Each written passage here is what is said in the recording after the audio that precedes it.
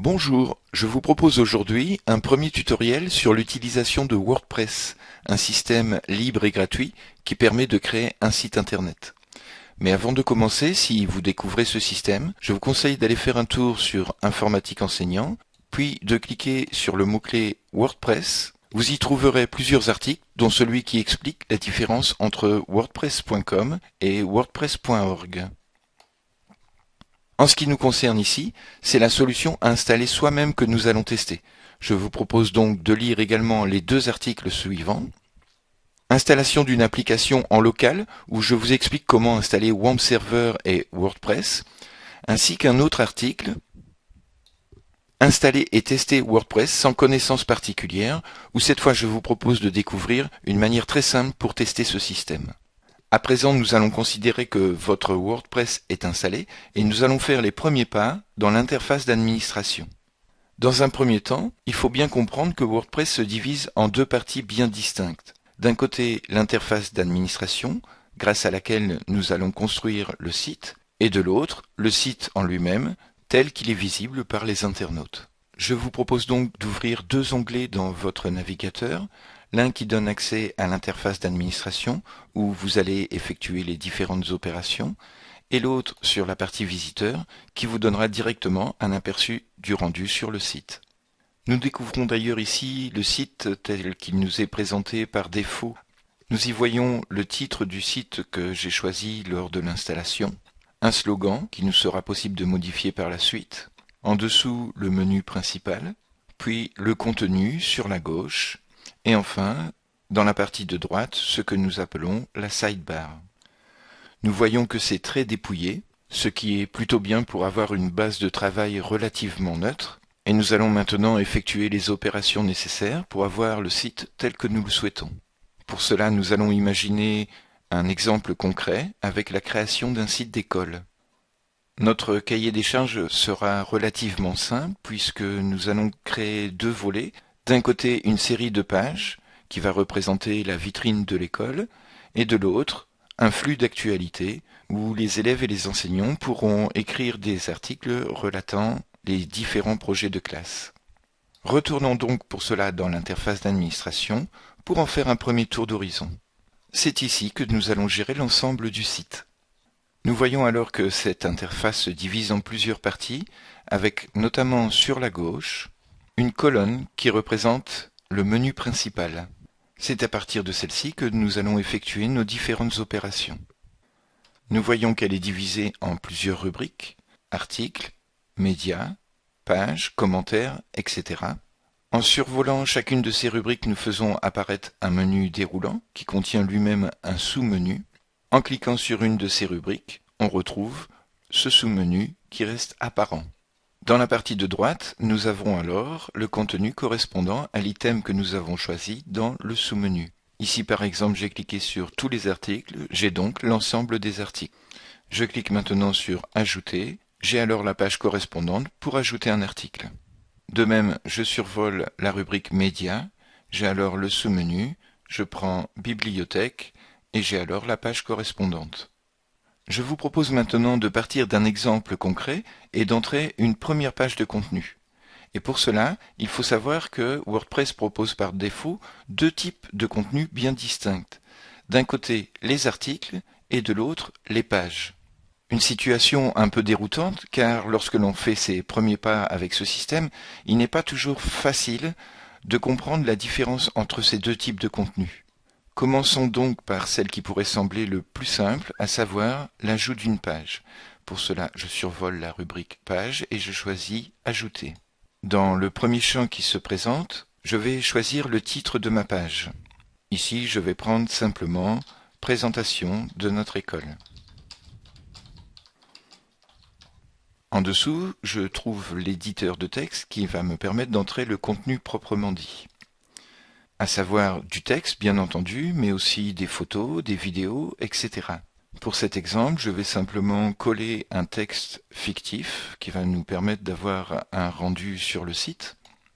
On voit alors que l'on se retrouve en présence d'un éditeur de texte qui va nous permettre par exemple de choisir une partie de texte, puis de lui appliquer, grâce à ces icônes, un type de rendu, comme par exemple ici le caractère gras, ou encore italique, barré, texte en liste numérotée, citation, aligné à gauche, centré, aligné à droite, possibilité d'insérer un lien ou même de le défaire.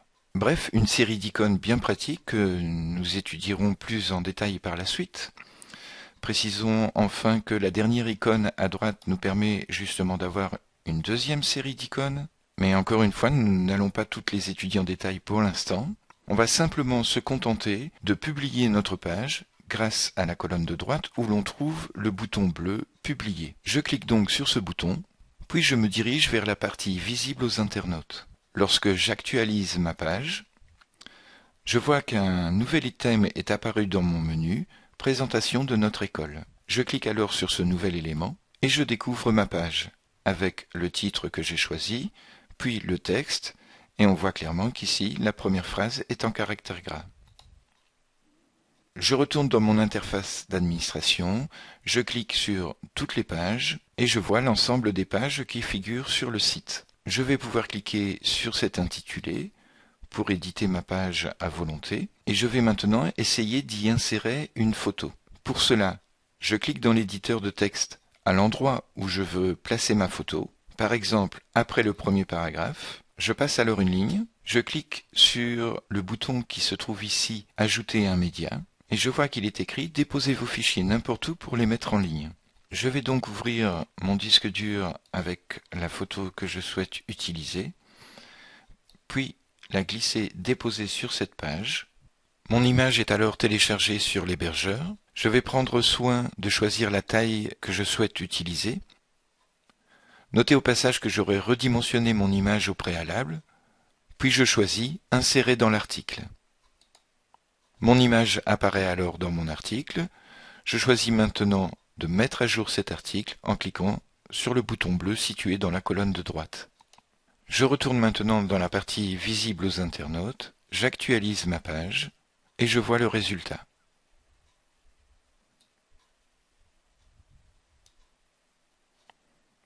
Dans mon interface d'administration, je peux cliquer sur la rubrique Médias, Bibliothèque, et j'ai alors la liste des images que j'ai insérées dans mes articles. Nous n'allons pas aller plus loin pour l'instant concernant la gestion des images, mais sachez qu'un autre tutoriel fera son apparition prochainement, consacré justement à ce volet, la gestion des images dans WordPress. À présent, ajoutons un article à notre contenu pour bien sentir la différence entre une page et un article. Donc pour ce faire, je survole la rubrique Article et je clique sur Ajouter. De la même manière que pour la page, je vais entrer le titre de l'article,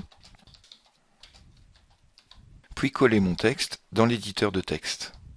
Dans la partie de droite, j'ai toujours le même bouton Publier, mais avant cela, je vois deux nouvelles boîtes spécifiques aux articles. Il s'agit des catégories et des mots-clés. À la différence des pages, en effet, les articles vont pouvoir être rangés selon des catégories, mais aussi des mots-clés. Commençons par les catégories. Nous voyons qu'il existe une première catégorie par défaut qui s'appelle non classée. En ce qui nous concerne ici, nous allons ajouter notre propre catégorie en cliquant simplement sur le bouton « Ajouter une nouvelle catégorie » ici. Nous allons alors donner un nom à cette catégorie, puis cliquer sur « Ajouter une nouvelle catégorie ». Cet article appartiendra donc à la catégorie « Nos excursions ». Je vais choisir également un ou plusieurs mots-clés que je vais séparer par des virgules. Par exemple, je prends comme mot-clé le mot « excursion » et un deuxième mot-clé par exemple qui sera « ferme ». Je les ajoute à l'article et enfin, je publie. Je me rends maintenant sur le site. Je clique sur « Accueil » dans le menu principal et je vois qu'il y a maintenant deux articles sur cette page, celui que nous venons de créer et celui qui était déjà existant lors de l'installation de WordPress. On s'aperçoit également que ces articles sont classés chronologiquement sur cette page puisque le premier apparaît à la date du 25 mars, tandis que celui que nous venons de créer à la date du 30 mars. Vous l'aurez donc compris, à la différence des pages, les articles représentent un type de contenu que l'on peut présenter chronologiquement. Mais pas seulement. On voit par exemple que la sidebar nous fait apparaître les catégories. Donc en cliquant sur l'intitulé « Nos excursions », Nous verrons alors tous les articles correspondant à cette catégorie. De la même manière, il sera également possible de cliquer sur un mot-clé spécifique pour faire apparaître tous les articles correspondant à ce mot-clé. En résumé, on pourrait raisonner assez simplement en disant que les pages correspondent à un type de contenu plutôt figé qui n'a pas lieu d'évoluer dans le temps.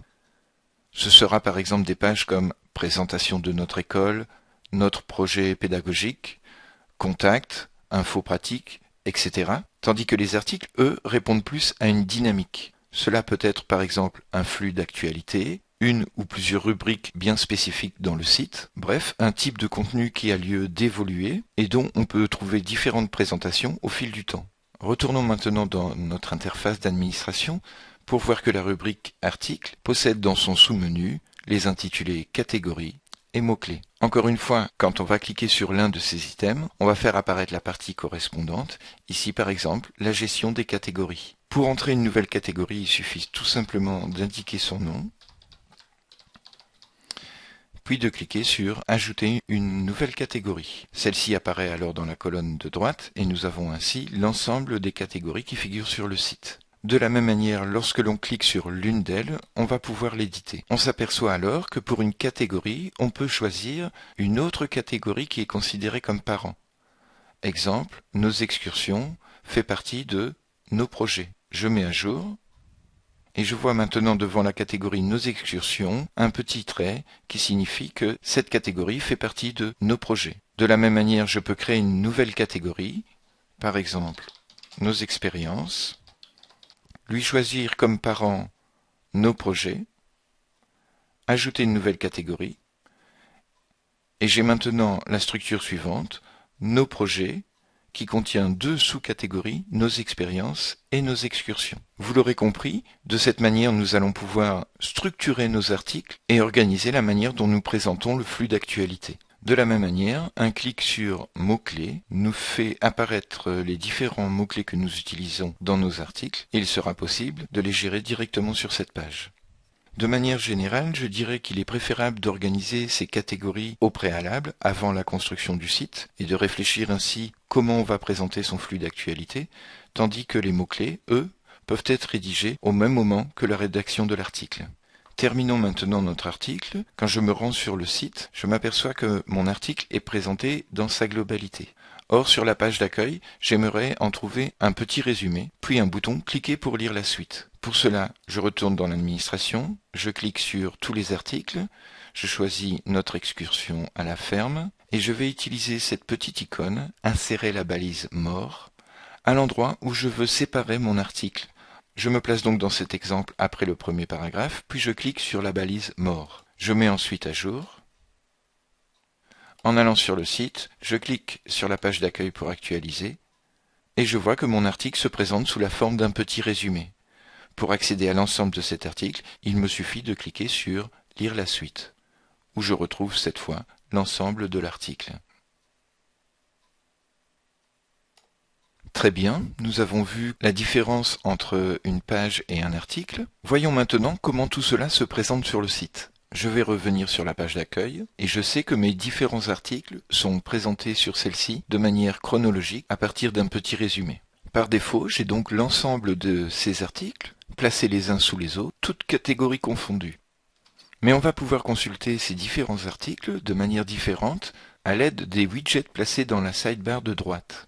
Nous avons par exemple ici les articles récents qui vont présenter les X derniers articles. Mais nous avons également une présentation sous forme d'archives, ou encore comme nous l'avons déjà vu, selon les catégories. Il est donc intéressant de voir comment fonctionnent ces widgets, et pour cela, nous allons aller dans l'interface d'administration, cliquer sur Apparence, Widget. Dans la colonne de droite, nous voyons les différents widgets installés par défaut.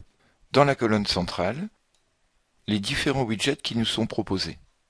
Le principe est particulièrement simple, puisqu'il suffit de prendre un widget disponible, puis de le glisser, déposer, par exemple en dessous de la recherche, dans la colonne de droite. À ce stade, le résultat est directement visible sur le site. J'actualise la page d'accueil et je vois que je fais apparaître les mots-clés. C'est donc de manière assez simple que je vais construire le contenu de ma sidebar en faisant glisser et déposer tout simplement les différents widgets. Pour supprimer les widgets dont je n'ai pas besoin, il me suffit tout simplement de les glisser et déposer et de les remettre dans la colonne centrale. Par exemple, ici, nous utilisons seulement 3 widgets, le moteur de recherche, les catégories et le nuage de mots-clés. Je retourne maintenant sur le site, j'actualise et je vois le moteur de recherche, les catégories et les mots-clés. Intéressons-nous maintenant au menu principal du site. Par défaut, il se compose d'une page d'accueil, puis les différentes pages que nous créerons au fur et à mesure. Pour l'instant, cela se fait de manière automatique, mais nous allons pouvoir gérer le menu à notre guise. Il est possible en effet que l'on crée des pages que l'on ne souhaite pas voir apparaître dans ce menu principal, et d'autre part, il sera parfois intéressant de choisir un intitulé autre que le titre de la page. Retournons alors dans notre interface d'administration, et cette fois, cliquons sur Apparence, Menu. Dans un premier temps, nous allons créer un nouveau menu. Appelons-le par exemple Navigation, et cliquons sur Créer un menu. Nous allons ensuite déterminer où nous plaçons ce menu sur le site. Pour cela, nous choisissons Emplacement du thème et on choisit le menu que l'on vient de créer. On clique ensuite sur Enregistrer, puis il va falloir choisir quelle page nous souhaitons voir apparaître dans le menu. Pour cela, il me suffit de sélectionner les pages que je souhaite voir apparaître au menu. Je vais donc dans la boîte Pages, je clique sur Afficher tout et je sélectionne mes différentes pages. Je clique ensuite sur Ajouter au menu. Les différents items apparaissent alors dans la partie de droite. Et je vais pouvoir organiser l'ordre du menu par un simple glisser-déposer de ces différents éléments. Si un intitulé ne me convient pas, je clique simplement sur le petit triangle à droite, une nouvelle boîte s'ouvre et je peux choisir l'intitulé qui va apparaître dans le menu.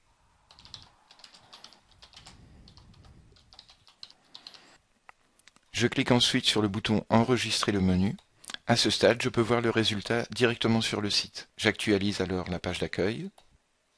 Et je vois que mon menu a changé. Je retourne dans l'administration pour voir que là aussi, je peux organiser une structure pour mes différentes pages. En faisant par exemple un glisser-déposer que je décolle légèrement sur la droite, notre projet pédagogique va donc devenir une page fille de la page présentation de notre école. J'enregistre le menu, je retourne sur le site, j'actualise. Cette fois, la page présentation de notre école comprend une sous-page, notre projet pédagogique. Voyons enfin maintenant un dernier détail en changeant le slogan qui est placé dans l'entête. Pour cela, nous retournons dans l'administration et nous choisissons cette fois Réglages. Le premier champ correspond au titre du site, tandis que le deuxième, le slogan. Il suffit donc de compléter, puis d'enregistrer les modifications. Le résultat est directement visible sur le site en actualisant la page. Voilà, ce premier tutoriel touche à sa fin. D'autres sont prévus prochainement, notamment sur la gestion des médias, comme les images, les vidéos, ou encore la gestion des commentaires, et très certainement l'aspect graphique. N'hésitez pas à publier un commentaire si vous avez besoin d'aide, et je vous dis à bientôt pour de nouvelles ressources.